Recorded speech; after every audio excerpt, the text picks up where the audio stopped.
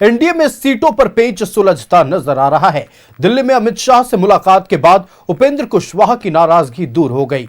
वहीं बीजेपी ने 12 प्रत्याशियों की दूसरी लिस्ट जारी कर दी है, जबकि जेडीयू ने 57 उम्मीदवार और एलजेपी रामविलास ने 14 उम्मीदवारों की पहली सूची जारी कर दी है। देखिए रिपोर्ट। सीट बंटवारे पर पेच सुलझा, उपेंद्र कुशवाहा की नाराजगी दूर। अमित शाह से मुलाकात के बाद बोले, बिहार में एनडीए की जीत तय। सीटों को लेकर एनडीए में पेच सुलझता नजर आ रहा है। दिल्ली में केंद्रीय गृह मंत्री अमित शाह से मुलाकात के बाद उपेंद्र कुशवाहा की नाराजगी दूर हो गई है। उपेंद्र कुशवाहा ने कहा है कि बिहार में एनडीए की जीत तय है। सूत्रों की माने तो उपेंद्र कुशवाहा को दोबारा राज्यसभा भेजा जाएगा, साथ ही एमएलसी की एक सीट भी दी जाएगी। अब हम उम्मीद करते हैं कि कोई कठिनाई आगे नहीं होगी। एनडीए की सरकार बिहार में निश्चित रूप से बनेगी। हर तरह से एनडीए में सभी घटक दल के लोग तैयार हैं और कहीं कोई दिक्कत नहीं है, क्योंकि हमने सबसे पहले सीट शेयरिंग का सूचना आप लोगों को दिया कि हमारे एनडीए गठबंधन में सीट शेयरिंग हो गया और आप देख रहे हैं कि हम लोगों ने उम्मीदवार की सूची भी जारी कर दी है और जो बचा हुआ उम्मीदवार का सूची है वो भी जारी होगा। एनडीए गठबंधन में कहीं कोई दिक्कत नहीं है। इधर बीजेपी ने प्रत्याशियों की दूसरी सूची जारी कर दी है। दूसरी लिस्ट में 12 उम्मीदवारों के नाम हैं। अलीनगर से मैथिली ठाकुर को प्रत्याशी बनाया गया है। बीजेपी अब तक 83 उम्मीदवारों की लिस्ट जारी कर चुकी है। अलीनगर से मैथिली ठाकुर, हायाघाट से रामचंद्र प्रसाद, मुजफ्फरपुर से रंजन कुमार, गोपालगंज से सुभाष सिंह, बनियापुर से केदारनाथ सिंह, छपरा से छोटी कुमारी, सोनपुर से विनय कुमार सिंह, रोसड़ा से वीरेंद्र कुमार, बाढ़ से डॉक्टर सियाराम सिंह, अगियाओं से महेश पासवान, शाहपुर से राकेश झा, बक्सर से आनंद मिश्रा। वहीं जेडीयू ने 57 कैंडिडेट की पहली सूची जारी कर दी है। पार्टी ने 30 नए चेहरों को प्रत्याशी बनाया है, जबकि 27 उम्मीदवारों को फिर से टिकट दिया गया। आलमनगर से नरेंद्र नारायण यादव, बिहारीगंज से निरंजन कुमार मेहता, सिंहेश्वर से रमेश ऋषिदेव, मधेपुरा से कविता साहा, सोनबरसा से रत्नेश सदा, महिषी से गुंजेश्वर शाह, कुशेश्वर स्थान से अतिरेक कुमार, बेनीपुर से विनय कुमार चौधरी, दरभंगा ग्रामीण से ईश्वर मंडल, बहादुरपुर से मदन सहनी, गया घाट से कोमल सिंह, मीनापुर से अजय कुशवाहा, सकरा से आदित्य कुमार, काटी से अजीत कुमार, कुचाईकोट से अमरेंद्र कुमार पांडे, भौरे से सुनील कुमार, हथुआ से राम सेवक सिंह, बरौली से मंजीत सिंह, जीरादेई से भीष्म कुशवाहा, रघुनाथपुर से विकास कुमार सिंह, बजहरिया से इंद्रदेव पटेल, महाराजगंज से हेम नारायण शाह, एकमा से धुमल सिंह, मांझी से रणधीर सिंह, परसा से छोटेलाल राय, वैशाली से सिद्धार्थ पटेल, राजापाकर से महेंद्र राम, मेहनार से उमेश सिंह कुशवाहा, कल्याणपुर से महेश्वर हजारी, वारिसनगर से डॉक्टर मांजरिक मृगाल, समस्तीपुर से अश्वमेध देवी, मोरवा से विद्यासागर सिंह निषाद, सराय रंजन से विजय कुमार चौधरी, विभूतिपुर से रवीना कुशवाहा, हसनपुर से राजकुमार राय, चेरिया बरियारपुर से अभिषेक कुमार, बटिहानी से राजकुमार सिंह, अलोली से रामचंद्र सदा, खगड़िया से पल्लू मंडल, बेलदौर से पन्नालाल पटेल, जमालपुर से नचिकेता मंडल, सूर्यगढ़ा से रामानंद मंडल, शेखपुरा से रणधीर कुमार सोनी, बरबीघा से डॉक्टर कुमार पुष्पज्य, अस्थामा से जितेंद्र कुमार, राजगीर से कौशल किशोर, इस्लामपुर से रुहेल रंजन, हिलसा से कृष्ण मुरारी शरण, नालंदा से श्रवण कुमार, हरनौत से हरिनारायण सिंह, मोकामा से अनंत सिंह, फुलवारी से श्याम रजक, मसौड़ी से अरुण मांझी, संदेश से राधाचरण शाह, जगदीशपुर से भगवान सिंह कुशवाहा, डुमरांव से राहुल सिंह और राजपुर से संतोष कुमार निराला। इधर एलजेपी रामविलास ने भी उम्मीदवारों की पहली लिस्ट जारी कर दी है। पहली सूची में 14 उम्मीदवारों के नाम हैं। गोविंदगंज से राजू तिवारी, सिमरी बख्तियारपुर से संजय कुमार सिंह, दरौली से विष्णुदेव पासवान, गरखा से सीमांत मृणाल, साहेबपुर कमाल से सुरेंद्र कुमार, बखरी से संजय कुमार, परबत्ता से बाबूलाल शौर्य, नाथनगर से मिथुन कुमार, पालीगंज से सुनील कुमार, ब्रह्मपुर से उल्लास पांडे, डेहरी से राजीव रंजन सिंह, बलरामपुर से संगीता देवी, मखदुमपुर से रानी कुमारी, ओबरा से प्रकाश चंद्र। हालांकि चिराग पासवान के दावे वाली 4 सीटों पर भी जेडीयू ने उम्मीदवार उतार दिया है। सोनबरसा से रत्नेश सदा, मोरवा से विद्यासागर निषाद, एकमा से धुमल सिंह और राजगीर से कौशल किशोर को प्रत्याशी बनाया गया है। वहीं महुआ सीट पर अब तक एनडीए प्रत्याशी का ऐलान नहीं हुआ है। Bureau report, news 11 Bharat. NDA तो बिहार में पूरी तरह से सियासी सरगर्मी बढ़ी हुई है। विधानसभा चुनाव को लेकर अब नामांकन का दौर चल रहा है। एनडीए ने करीब करीब अपने सारे पत्ते खोल दिए हैं कि कौन कहां से चुनाव लड़ेगा। वहीं महागठबंधन का पेच अब भी उलझा हुआ नजर आ रहा है। सीधे लेकर चलते हैं आपको पटना, जहां से संवाददाता आशुतोष हमारे साथ लाइव जुड़ रहा है। आशुतोष, देखिए एनडीए के सारे पत्ते खुल चुके हैं, तस्वीरें साफ हो चुकी हैं कि कौन उम्मीदवार कहां से चुनाव लड़ेंगे। नामांकन का दौर भी चल रहा है। हमने देखा कि आज भी कई नेताओं ने नामांकन किया है, कल भी कई बड़े चेहरे नामांकन करेंगे। ऐसे में क्या महागठबंधन के भीतर अब भी सब कुछ स्पष्ट हो पाया है?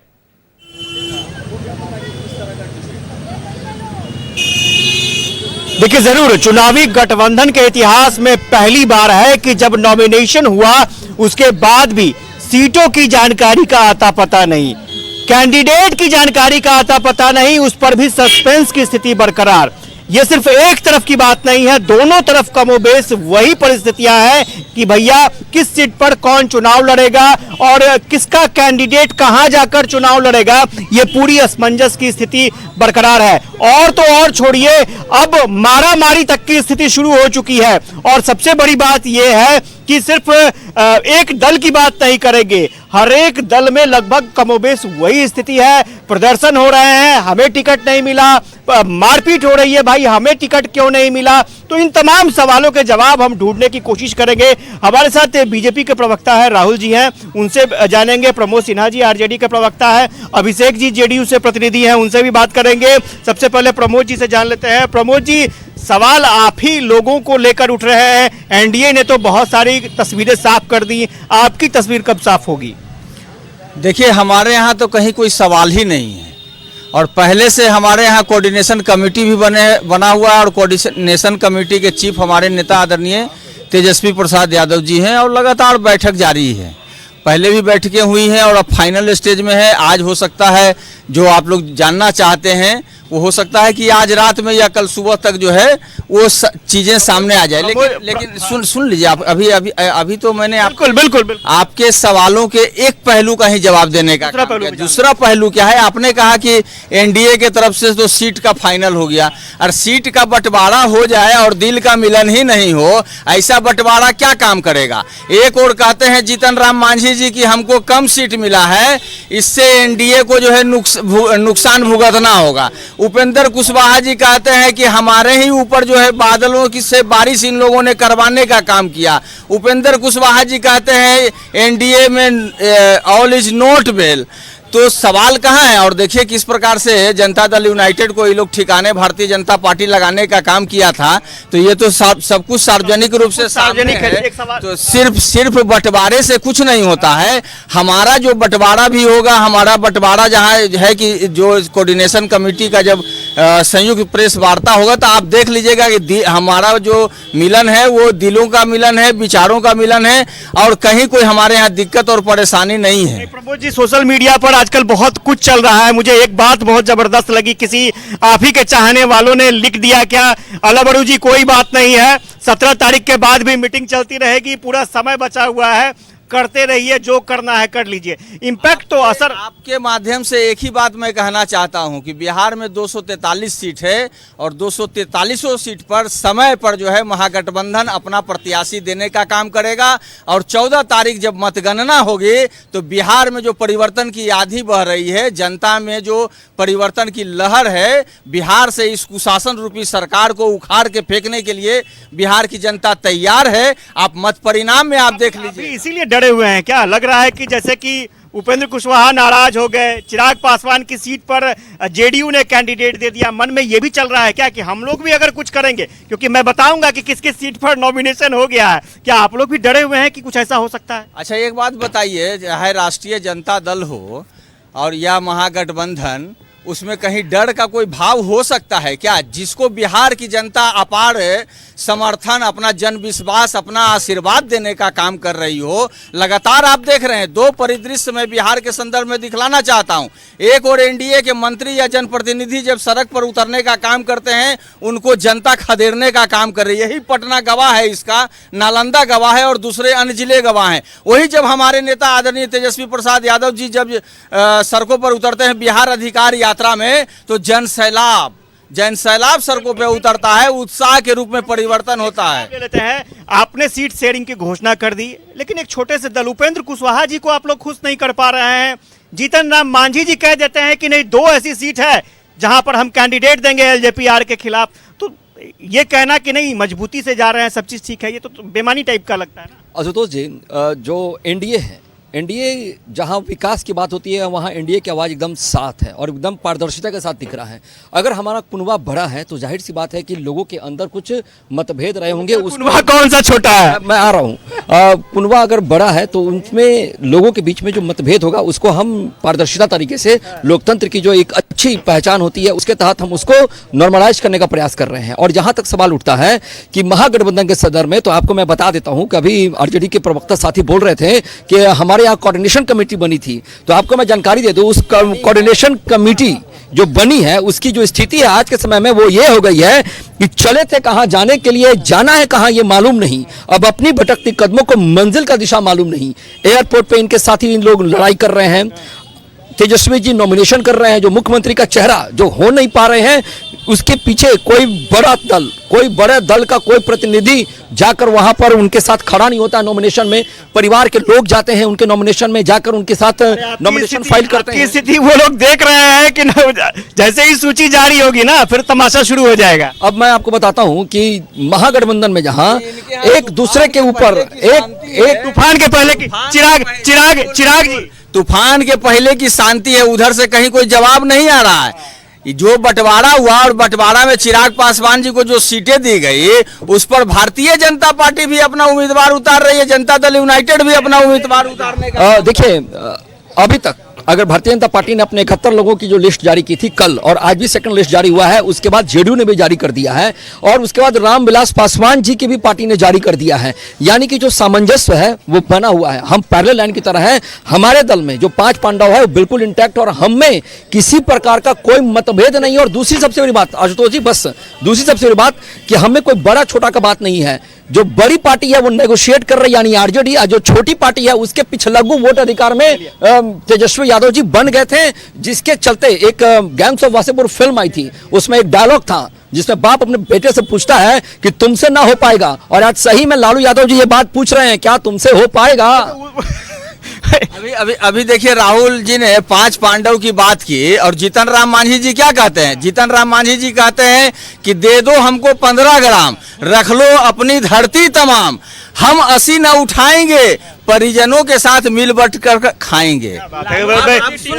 लालू यादव जी टिकट दिए जिस कैंडिडेट को, 12 बजे रात में उस कैंडिडेट को तेजस्वी यादव जी कॉल करके बुलाए कि आप मेरे घर पे आइए। सुनिए, हम 12 बजे रात में तेजस्वी यादव के घर के बाहर थे, हम वीडियो भी आपको दिखा सकते हैं। बहुत सारे विधायक आए, सिंबल जमा किए, तेजस्वी यादव जी ने सीधा कहा कि आप बिना पूछे कैसे दे दिए। इसका मतलब यह है कि अब आरजेडी में लालू जी का कोई अस्तित्व नहीं रहा है, सिंबल मिल भी चुका है। ये चीज बताइएगा, आप जेडीयू से हैं? जेडीयू से नहीं है। हाँ, तो मैंने पल्ला झाड़ लिए, जेडीयू से नहीं, हम अभी इस्तीफा दिए हैं कुछ दिन पहले। आम आदमी इस्तीफा दे दिए जेडीयू से? अरे यार, ये तो गजब हो गया। ये तो गजब हो गया। क्यों इस्तीफा दे दिए? इस्तीफा दे दिए कि बिहार को स्पेशल राज्य का विशेष राज्य का दर्जा के लिए मुख्यमंत्री जी लगातार मांग करते रहे हैं। जब हम लोग साथी हुए तो अपेक्षा कर रहे थे बजट से पैकेज हट गया। ठीक है।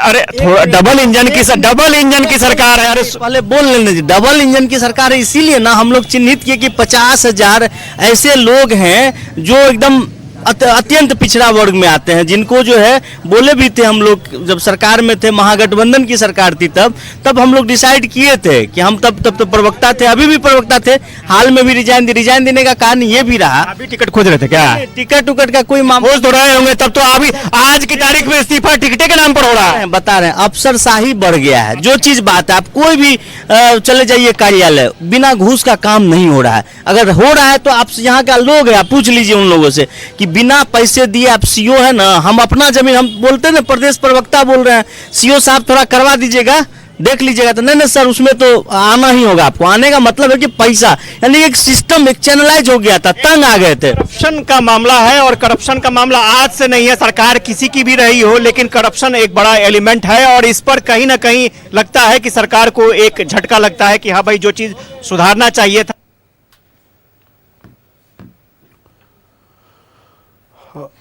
जरूर कंट्रोल किया है। अगर करप्शन की बातें अगर निकल कर आती है तो उनके ऊपर छापा भी पड़ता है।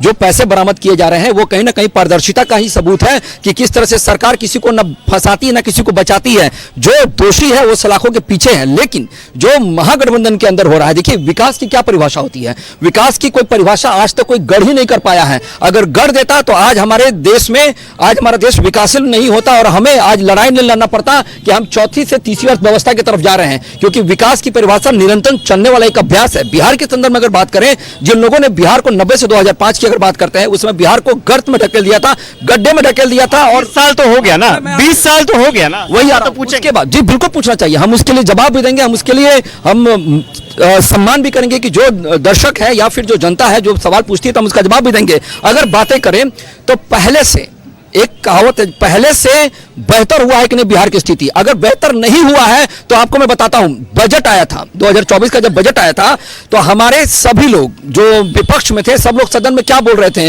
अरे सब बिहार को दे दिया, अरे सब बिहार को दे दिया, किसी को कुछ नहीं मिला। आज वही बोल रहे हैं यहां पे बिहार में कि बिहार को कुछ नहीं मिला, बिहार के लिए कुछ नहीं किया। यानी कि ये दोहरा नीति किस लिए? प्रभु जी, दोहरी नीति क्यों होती है? बिहार को तो बहुत कुछ मिल रहा है ना। अब थोड़ा सा जो है ना, इन्होंने दो बातें कहने का काम किया। एक तो विकास पर इन्होंने कहने का काम किया और दूसरा भ्रष्टाचार।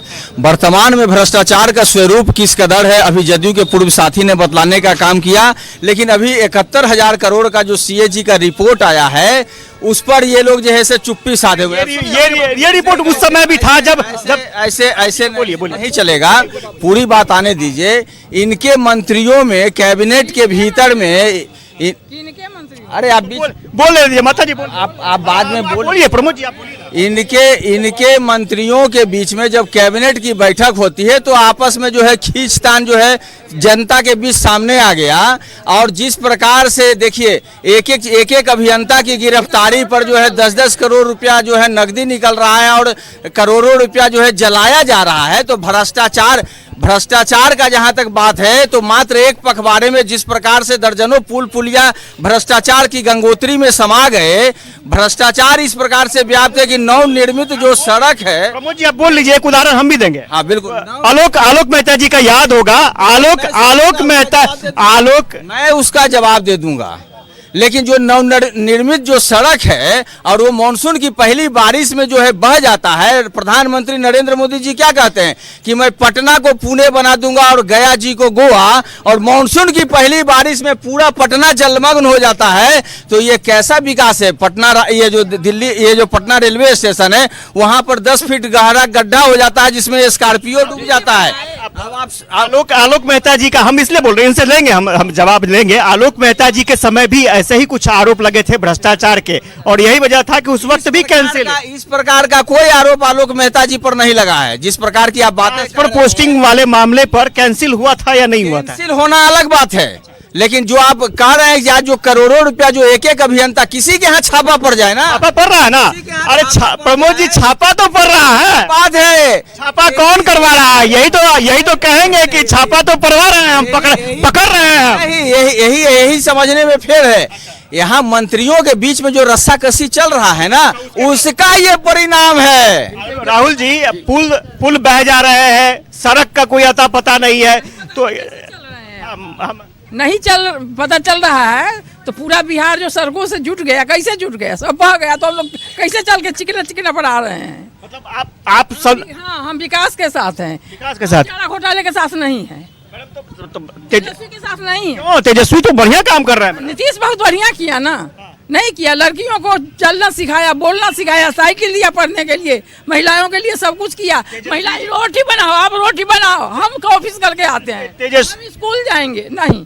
तेजस्वी जी कह रहे हैं माई बहन मान योजना 2500 रुपया मिलेगा, बैंक खाता बढ़ेगा, पहले अपने सब व्यक्ति का खाता, पोता पोती का। नेता पर भरोसा कीजिएगा तब तो। नहीं करेंगे, नहीं करेंगे, वो बाप के पद चिन्हों पर ही चलेंगे। अच्छा चलिए, एक सवाल, इनके जवाब दे देना। जनता से आपने आदरणीय तेजस्वी प्रसाद यादव जी जब 2020 बिहार विधानसभा, अब बीच में नहीं बोलिए ना। ठीक है प्रमोद जी आप अपनी बात रखिए ना, वो पब्लिक। नहीं वो ठीक है, हम कहाँ बोल रहे हैं। जब उन्होंने कहा कि हम जब आएंगे तो सरकारी नौकरी देने का काम करेंगे, तब वही माननीय मुख्यमंत्री नीतीश कुमार जी तो चिल्ला के बोले, कहता है नौकरी देंगे, पैसा कहाँ से लाएगा। लेकिन जब 9 अगस्त 2022 को हमारी सरकार बनी तो अपने दृढ़ निश्चय के साथ हमने 5 लाख से अधिक सरकारी नौकरी देने का काम किया। आप सोचिए कि यही बिहार है जिसमें जो है, यही बिहार है जहां नियोजन के आधार पर और संविदा के आधार पर बहाली होता था, जिसको हम लोगों ने जो है बीपीएससी के माध्यम से बहाल करना जवाब ले लें इनसे। हाँ बोलिए। देखिए, सबसे अहम बात, महत्वपूर्ण ये नहीं है कि आरजेडी के साथी प्रवक्ता ने क्या कहा, महत्वपूर्ण ये है कि सरकार किसकी बनने जा रही है। दूसरी मैं सबसे बड़ी बात बताऊं, इन्होंने कहा कि 70,000 करोड़ का कैग के घोटाले की बात कर रहे थे, लेकिन मेरे भाई अगर पढ़ोगे लिखोगे तभी तो बनोगे होशियार। इनका क्या है कि 70,000 करोड़ में विपक्षी दल का जो नेता है, जिसका नाम लेकर तेज प्रताप ने कटाक्ष भी किया था कि उनसे हम बात नहीं करते हैं, यानी कि भाई वीरेंद्र जी तो इसके मुखिया हैं, आप उन्हीं से मांग लीजिए ना कि लोक लेखा समिति की बात हो रही है। अब दूसरी महत्वपूर्ण बात, ये जो कह रहे थे कि तेजस्वी यादव जी का, देखिए किस तरह से हताशा और निराशा वाला बयान है।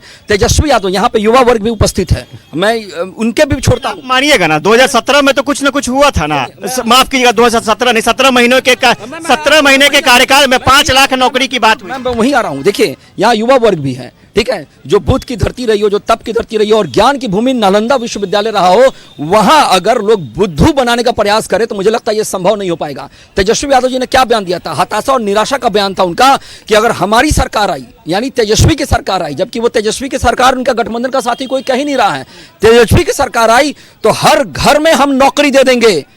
Is it possible? क्या वो संभव है? एक मिनट, छोटा सा एक रिएक्शन ले लेते हैं।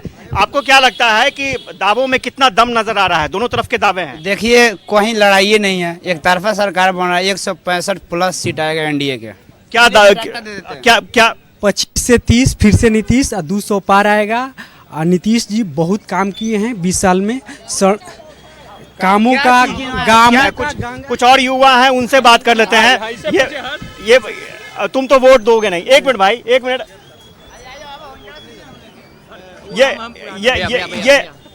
ये हाल है यहाँ के युवाओं का, हम कोशिश कर रहे हैं। अब आप एक मिनट भैया, अरे तो ये बताइए कि क्या परिस्थितियां लगती हैं? परिस्थितियां साफ साफ नजर आ रही हैं, नीतीश कुमार हटने वाले हैं नहीं। देखिए नीतीश जी इतना काम कर दिए हैं कि बिहार में गंगा बह रही है, सड़क देख लीजिए, बिजली देख लीजिए और शिक्षा देख लीजिए, स्वास्थ्य देख लीजिए, क्रेडिट कार्ड मतलब स्टूडेंट का पढ़ने के भी मतलब दिक्कत नहीं है, और गरीब के भी बच्चा लोन लेके पढ़ सकता है। और 1 करोड़ नौकरी देने का वादा किए हैं, पहले भी दिए हैं 10 लाख नौकरी। अब सरकार आएगी तो 1 करोड़ नौकरी मिलवे करेगा। थोड़ा सा दूसरा टॉपिक ले लेते हैं। आज बहुत ही देखेंगे कि तेजस्वी यादव के राबड़ी देवी के आवास पर लगातार प्रोटेस्ट हो रहा है टिकटों को लेकर के, यहाँ से वहाँ। अभी कांग्रेस के कार्यकर्ताओं में मारपीट हो गई पटना एयरपोर्ट पर।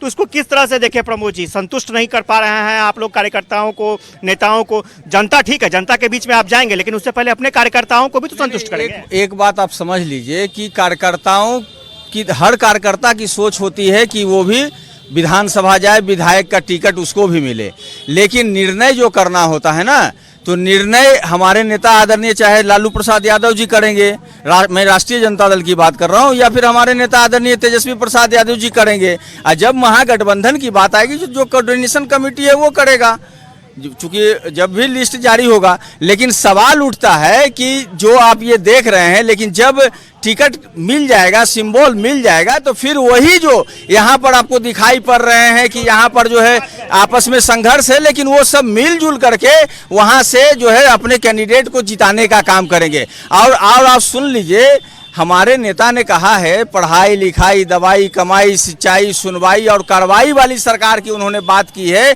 और जब महागठबंधन की सरकार, आप आशुतोष जी बहुत पहले से रहे हैं और वरिष्ठ रहे हैं, जब महागठबंधन की पहली जो सरकार बनी थी ना, जो 20 महीना की, उसमें भी student credit card, skill development program, बेरोजगारी भत्ता, स्टार्टअप नीति, ये सब जो देन था हमारे नेता आदरणीय तेजस्वी प्रसाद यादव जी का ही था। और अभी 17 माह के कार्यकाल में उन्होंने न सिर्फ 4.5 लाख नियोजित शिक्षक को राजकर्मी का दर्जा देने का काम किया, 5 लाख से अधिक सरकारी नौकरी देने का काम किया। बिल्कुल आशुतोष, देखिए अलग अलग राजनीतिक दलों के अपने अपने दावे हैं और जो वादे जनता से किए गए हैं, खासतौर पर चुनावी प्रचार अभी हालांकि शुरू नहीं हुआ है, नामांकन का दौर ही चल रहा है, लेकिन लगातार पार्टी के प्रवक्ता हूं ये कह रहे हैं कि उनके गठबंधन की सरकार बनेगी जो जनता के लिए अच्छा होगा। आपका हमारे साथ जुड़ने के लिए और तमाम बातें हमारे दर्शकों तक पहुंचाने के लिए बहुत धन्यवाद।